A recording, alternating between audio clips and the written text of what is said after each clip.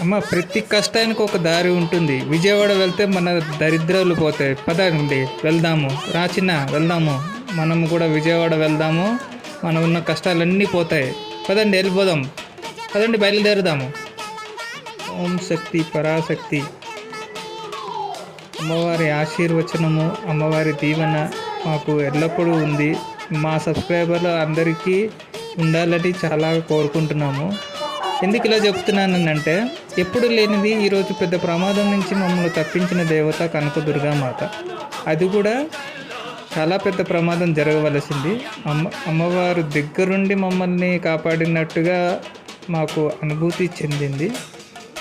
నాకు ప్రతిసారి ఏ కష్టం వచ్చినా చెప్పుకునే దేవత ఒక కనకదుర్గామాత. చెప్పిన వెంటనే నాకు ఉన్న కష్టం అమ్మ అని చెప్పగానే ఇంతటి కష్టాన్నైనా సరే పటాపంచలు చేసే దేవత కనకదుర్గామాత.